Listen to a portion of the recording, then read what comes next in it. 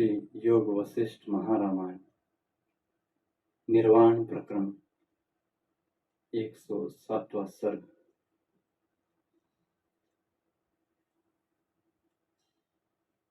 श्री राम जी बोले, हे भगवान,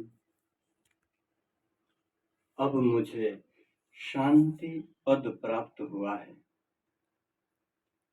और मेरे तीनों ताप मिट गए हैं। अब जो सुमेरु पर्वत का भार भी आ पड़े तो भी मुझे कोई कष्ट नहीं। अब मेरे सब संशय निवृत्त हुए हैं। जैसे शरत काल का आकाश निर्मल और स्वच्छ रूप होता है, वैसे ही राग द्वेष रूपी मेरा द्वंद्व नष्ट हो गया है। अब मैं अपने स्वभाव में स्थित हूँ,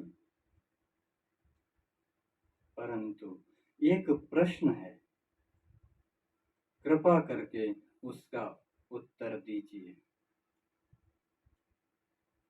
महापुरुष बारंबार प्रश्न करने से बुरा नहीं मानते।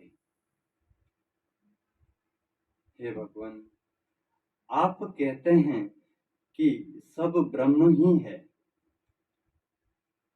तो शास्त्र का यह विधि निषेध और उपदेश किसके लिए है कि यह कर्म कर्तव्य है और यह कर्म कर्तव्य नहीं। वशिष्ठ जी बोले, हे राम जी, आत्मा से भिन्न कुछ नहीं, विश्व भी उसका चमत्कार है। जैसे समुद्र में पवन से नाना प्रकार के तरंग उठते हैं, पर जल से वे भिन्न नहीं, वैसे ही चैतन्य आत्मा में अहम भाव को लेकर चैतन्य उन्मुखत्व उपजा है। उससे देश काल वस्तु बन गए हैं और शास्त्र निकले हैं।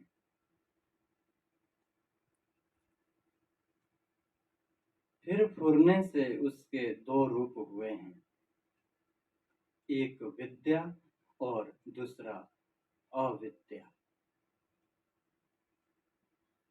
उसमें विद्या रूप जो जीव हुए हैं वे ईश्वर कहते हैं और अविद्या रूप जीव है, जिनको अपने स्वरूप में अहम प्रत्यय वास्तव रहा है, वे ईश्वर है।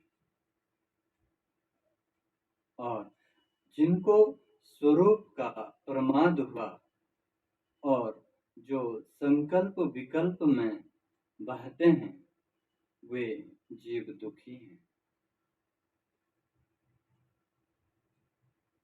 हे राम जी, इतनी संज्ञा फुरने में हुई है तो भी आत्मा से कुछ भिन्न नहीं।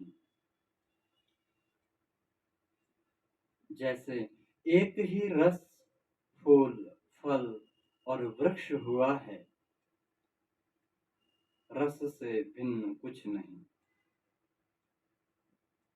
आत्मा रस की तरह भी परिणाम को नहीं प्राप्त हुआ।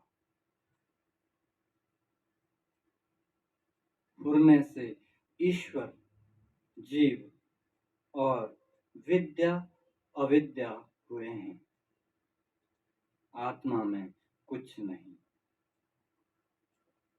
हे राम, जिनका संकल्प आदि भौतिक में दृढ़ नहीं हुआ, वे जीव शीघ्र ही आत्म पद को प्राप्त होते हैं।